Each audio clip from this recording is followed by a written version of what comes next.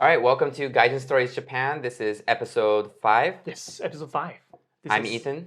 It's Ethan and Chris here. Okay, so today, what we're going to talk about. Okay, last time we were talking about the different lives. We are a day on the life of an English teacher and a small business owner. So today, we will be talking about something kind of related, which is how people can get long-term visas or long-term stays in Japan. Yeah. So, how was So- your experience? So I've had 2 different types of visas because like right now I'm an English teacher, Mm. but I was a student. So I've had a student visa and an English teaching visa. Mm. And you've had It's similar. Actually, with me, it's also the same. So previously, I was an English teacher as well, as we mentioned in the third episode. I'm then my visa is slightly different this time around. Still working, but we don't call it a work visa anymore. We call it a business manager visa, right? So Ethan, Yeah. why don't you start first? I went to school at what's called Ritsumeikan Asia Pacific University. And so I had to get my visa while I was in America. So I applied for the visa kind of alongside the university application. So first you have to get into the university. Of course. So you get into the university and then you have to pay. Of course, right? You get in, you pay, okay. And then so once you pay your fees, then you can start the visa process. Oh, so Yeah. you don't lock in the visa before you pay. So No. so in the unlikely event that you don't get in, what happens to your money? You mean the visa? Oh, Yeah, if you don't get the visa yet. If you're paying, you're getting it. I hope so, man. Okay. So how long do you remember how long the process took? Oh, it took a couple months. Mm, It was not quick. It was very slow Mm. because it's like kind of 3 different processes. Okay. It's like getting your application Okay, application. and then getting it in or not. Then it's so after the application, you have to pay. Yeah. So it's pay and submit document to the university. To university, not immigration. Yeah, to the Okay, university. Okay. Pay and submit documents to the university. Then they kind of like, then you're really in the university. Okay. So then after that, it's submit documents to immigration. Okay. Because the documents are a little different. So like for the university, they want your high school diploma. Sure, makes sense. Immigration wouldn't want that.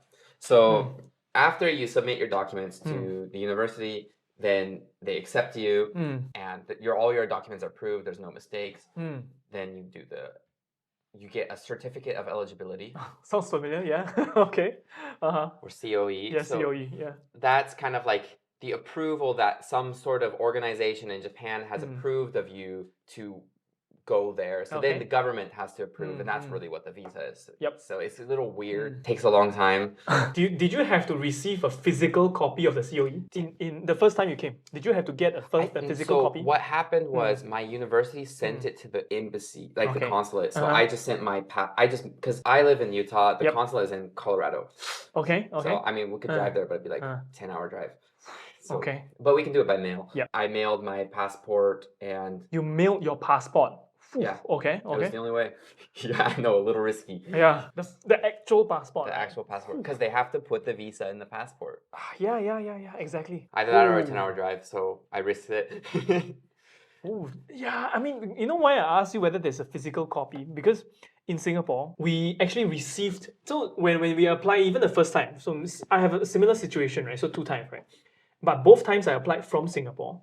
So we received a physical copy of the COE, right? And I got it. You have to bring the COE with your physical passport. So same thing, they have to paste it in the passport itself, right? Yeah. So I went there physically in person to the embassy. We're talking about the Japanese embassy, right? Yeah, same. So I have to go to the Japanese embassy. But luckily for me, I mean, yours is a 10-hour drive. Mine is a 1-hour trip. Yeah. If I take a taxi, it's like 40 minutes. Singapore is a small country. It's very different from the US. Yeah, if I take a plane, it's an hour. Oh, no. If I take a plane, it's 5-10 minutes maybe. But like by mail, it's like for like a secure mail, fast mail, it's like $20. So, yeah, we don't have the option in Singapore. You don't have that option. You I can't mean, yeah, mail makes it. sense. Oh, okay. So after that, what happens? So I mean, I had to wait. But they weren't so slow. Actually, it took maybe a week. After mailing, it takes a week. It's fast. Yeah, they were pretty fast. The U.S. government, they're super slow, but the Japanese consulate was pretty fast. Let me try to recall what happened. Okay, it also took a week for me. Why is it the same time? Even though you have to mail it, I'm going there physically. I think the Japanese government is just pretty efficient in terms of visa applications, I suppose. Really? Oh, okay. I'll give it to them. I don't know. I got it. I got- I got mine. I got my US passport in like 2 months. Oh, wow. So like, Let me enlighten you, bro. The Singapore government, you apply, okay, in the best case situation, yeah? Not talking about, there was this huge disaster post-pandemic in Singapore because of the passport issue. There's a huge backlog. But anyway, that's a separate story. Usually, 1 week, you can get it. With an appointment, 5 minutes at the counter, you can get your passport. So 1 week application, 5 minutes when you go and collect it. yeah, US is all by mail. Yeah. Like maybe there's a place you can do physical application, but you receive it by mail. Okay. So that's why it takes 2 months, right? Yeah. Yeah, Singapore is fast. It's fast. So we're kind of lucky. Yeah, American bureaucracy is pretty slow. I mean, welcome. I mean, bureaucracy, right? Red tape everywhere is the same, isn't it? Then what else? So it took like a week. Then I got my application and did I have to have my plane ticket? I don't think I had to have my plane ticket by then. So yeah, the plane ticket I could buy after that. Yeah, I cannot remember what happened for me. I feel like there's a chance that they required to have a ticket beforehand, but I don't think they did. And Yeah. all this was pre-pandemic, yes? So yeah, this was 2000 late 2016, early 2017, basically. Actually, we were doing it about the same time. Oh yeah. So I'd my say first late 2016, I got approved. Yeah. Oh wow. Okay. Because my first job as an English teacher, I got mine in 2017. I got everything approved in March. Oh, okay. Okay. Meaning the process was very similar except for the embassy thingy. Yeah. But I got it. So okay, interview was completed in January. The whole process of all the documents was done by March. And after I got the visa pasted in my passport, I don't think for my first one, the humanities visa in Singapore, I don't think I had to buy the air ticket first. You can get the air ticket afterwards, I think. I cannot remember because I'm pretty sure you can get it afterwards. And student visa too. So yeah, I think similar. The steps are similar. But the thing that's different is you had your work visa in Japan, right? So yeah, I got my work visa after school. So like I graduated university and like a month later I started working and changed my visa. So okay, how long does the student visa last? 2 years. But the AP, how long was the APU? It doesn't matter. The visa is 2 years. Huh? Yeah, so the school, even if you're going to school for 4 years, okay, maybe it's because people don't graduate and stuff or people like quit. Sure. The visa is only 2 years. No, so what 2 happens? years, 3 months, yeah. Okay, fine. So what happens if your visa expires before you graduate? So the school is in charge of renewing the visa. Okay. So I mean, That's it obviously expires before you graduate. It's 2 years. Yeah. So what happens is the school sends us an email that your visa is expiring soon. Yep. Go to the academic office, give them 4,000 yen, and because there's that stamp. Yeah. Oh yeah. This stupid stamp. Yeah. I remember. When renewing a visa, you have to pay for the stamp. Yeah. You have to, I don't know. It's like a admin fee, kind of. So it's like around maybe 35 USD. Yes. For Singaporeans, it's $40. Yeah. So we have to pay that. So they're like, bring 4,000 yen and bring like your residence card and your passport, and the school does the rest of it for you. Oh, that's nice. Yeah. So for renewing it as a student, it's super easy. Yeah. Because the school just does it. And like they send you a message, we have your passport, you just go to the academic office, pick it up. Oh, wow. That's So, nice, man. As a student, wow, you don't understand the troubles of the Japanese bureaucracy. So your second renewal as a student was really easy, right? Actually, 'cause I ended up going for 4.5 years. Okay. 'Cause one semester I couldn't, just got canceled. Yeah, it's kind of. It's pandemic, right? No, it's like some sort of like tuition payment problem, so like didn't count. Okay, that's another story. Yeah. But anyways, Okay. so I was here for 4.5 years, Okay. but the visa is 2 years. Yep. So I had to actually renew it 3 times. 3 times. Yeah. First renewal was end of first 2 years, right? Yeah. Then second one was end After of 2 years. the second 2 years. Yeah. So then I had I had like 6. I think they gave me like 9 months on my last time because I had one more semester. Oh, okay. So after you graduated, what happened? So that was pretty complicated because of the job I got. Oh, okay. So after I graduated, I worked for a company that didn't have another employee. It's kind of like, imagine if you were big enough to hire an employee. So you would have been my first staff. Yeah. Okay, sure. So they had no experience hiring an employee, let alone somebody who they have to sponsor a visa. Okay. All their employees were part-time at that time. Sure. So that's easy to hire. Mm-hmm. That was a little complicated because typically your company will kind of do a lot of the work for you because that's what they have to do. Yes. Well, this case, it wasn't that way because my boss didn't know what to do the whole process too. So we kind of did it together. They were emailing me a lot about or messaging me a lot like, what do we do? And I'm like, I don't know. Good and bad because you learn the steps, right? Okay, Yeah. okay. So we had to get the company has to get tax information for their company, how much money they make a year, how much the company has to provide that for part of my visa. You can get that. Okay, as a business owner, I have a little bit of knowledge about this. You can get it from the accountant, right? Yeah. Everything they have it. It was funny process. Huh? Like I said, my boss was confused. But as a business owner, he or she It's like I don't know what is it. Gojinjugyo. Okay. Kojin, for those viewers who don't understand Japanese, even this is like kind of jargon. Yeah. Kojinjigyo is basically a sole proprietorship, or you are sole proprietorship. You don't. It's not even an official. It's official. It's like you are the business. Yeah. And it's so sole all proprietor. problems that the business have, all financial problems are your financial problems. Yes. So it's not a separate entity. It's attached to you. Exactly. This is different from LLC and it's different from private limited, right? You don't have a company as an entity. Yeah. Okay. Because you are the business. Okay. So he or she was the business. Okay. Yeah. So that's what part of it, and it's a small business. So because they've never hired an employee before. So it's like those two combinations is what created the problems. Okay. Not problems, but just the confusion and more hassle. Yeah. It's more hassle. Yeah. So we got the tax information and stuff, and we finally did it. And then something was wrong with the documents, not my documents. Okay. It's they were missing some document from the government. I'm sure. And we had to it took a while. Yeah. Probably would have normally taken 2 days from your company gives you the stuff. You just submit your application, but it took 2 weeks. Yeah, if I were to hire somebody, it would have been a little bit easier compared to your story because I'm operating a private limited. So in Japan, they call it KK, Kabushiki Gaisha, right? So that would be a separate entity, and I have my tax accountant and all this, and he or she will settle everything for me. Yeah. So it wasn't bad or anything, but it just was a learning process for us both, basically. Yeah, it's not bad. I would say it's a learning experience. Yeah. It's a hassle though. But so it definitely took a lot more time.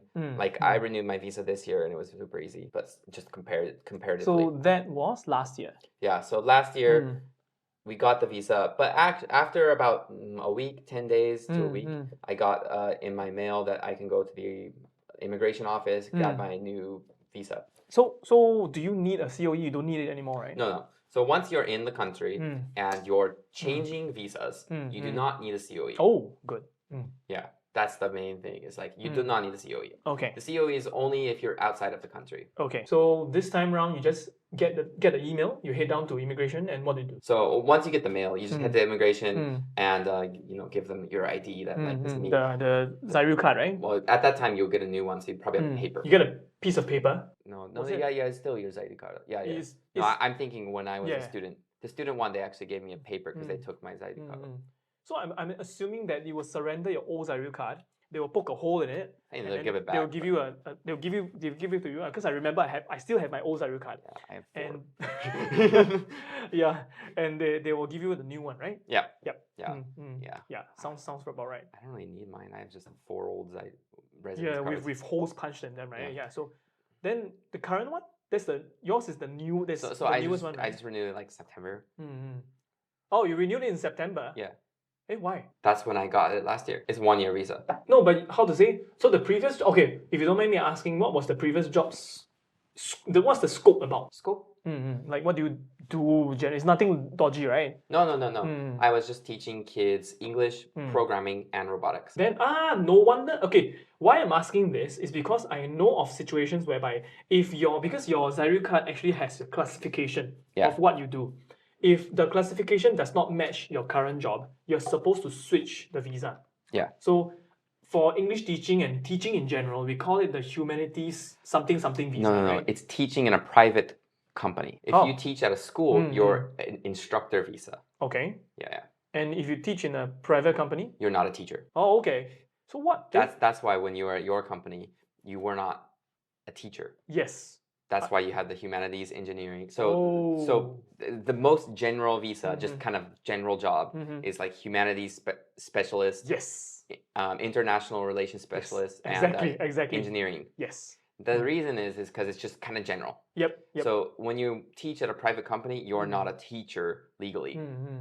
'Cause instructor visa, which is the real teacher visa, is for universities and schools, like real schools. So for yourself, the previous time, what was it? It was same type of thing. It was a juku, like a cram school. So it's a school. No, cram school, like similar thing. So you Private had customers. So you had the Same visa. the humanity visa. Yeah, my visa is the same. Okay, so that's why you didn't really need to change when you change your job, right? Yeah, so my visa, I didn't change careers really. In a sense. So my visa is the same. Because you were still teaching, but not in a school.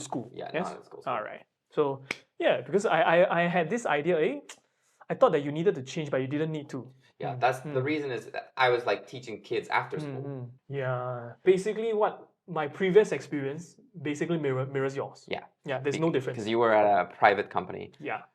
I was in a private company and I was kind of doing my own thing because that previous school, it was on this I was on this contract called Gyomu Itaku, which is basically like an independent contractor, right? Yeah. So I'm technically not a staff, and when I declare my taxes on my own, which you will enjoy this year, okay, declaring taxes, I was declaring as a kojin jigyo. That's why I know the word, right? Yeah. And all the while, I was an English teacher, I was an in-house instructor, I was a photographer, whatever, right? It's all covered under the humanities visa. No need to change. Yeah. Only this time round, the second time, I still had to go through the entire process of the COE, but it was worse this time because when you apply for the business manager visa, you have to convince the government. So now it's not a company sponsoring you. Normally the COE comes from the company, right? Some sort of organization. Yeah. For me, this time round, it's not a company. It's from the freaking government of Fukuoka City. And I had to submit various business plans, my own resume. I had to convince them like I'm not some scammer. I'm not dodgy at all. Even though I kind of look dodgy, but I'm not dodgy. So various rounds of business plans, presentations. Once everything is cleared, my path was a bit longer because of the whole pandemic situation.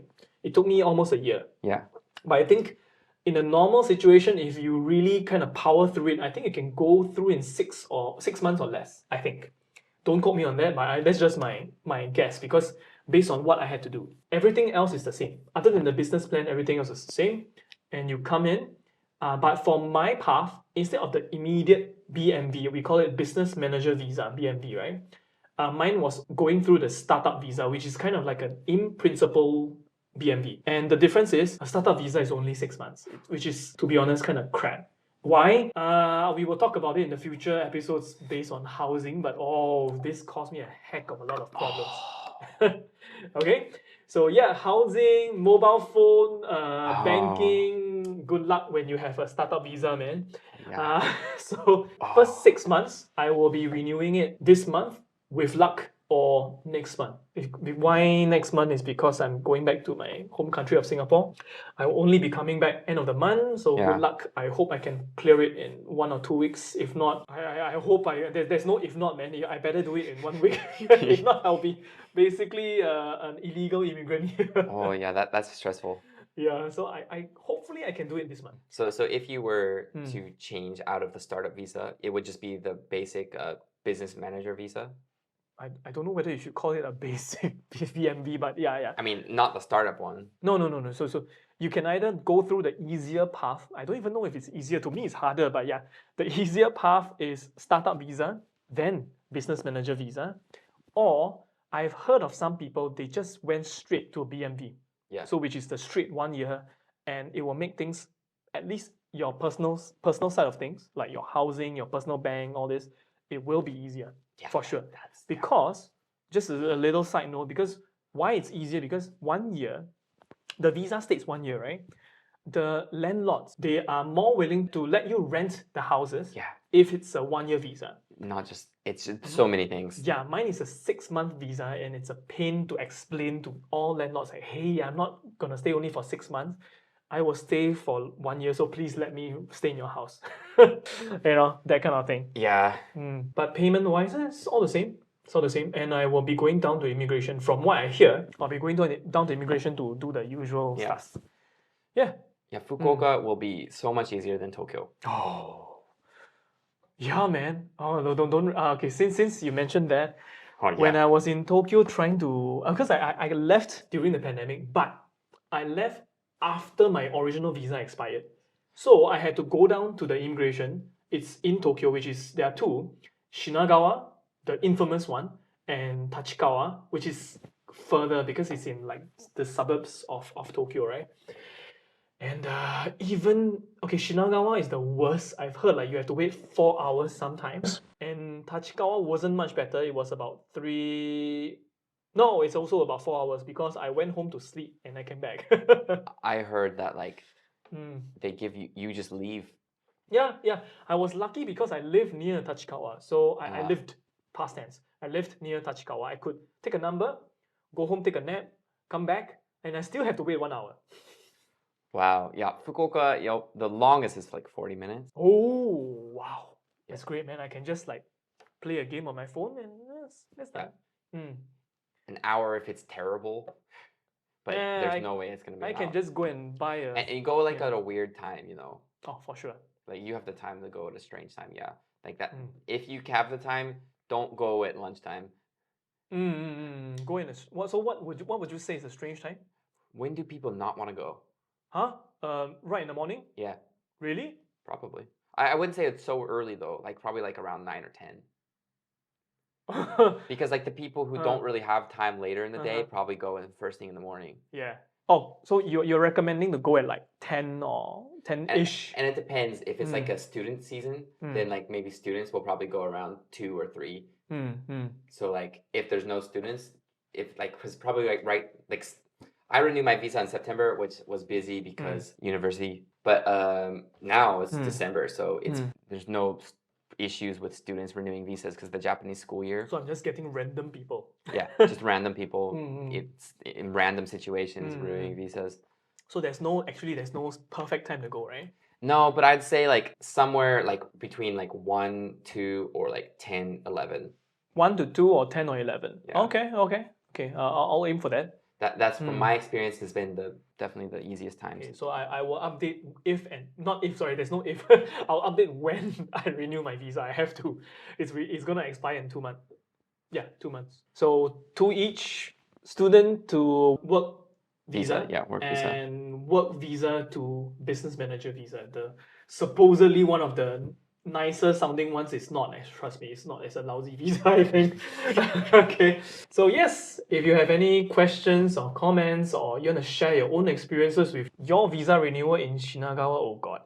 Okay. Yeah, please share it. Leave it in the comments, or if you're listening from anywhere, you can leave it on the link for Anchor, and there's a voice memo section. Yes, please. And follow, subscribe if you enjoy our content, and we'll talk to you guys next time. Yes, next episode, I'm not sure what we're doing, but it's probably something related to this as well. Right, see you all next time. See ya. Bye-bye.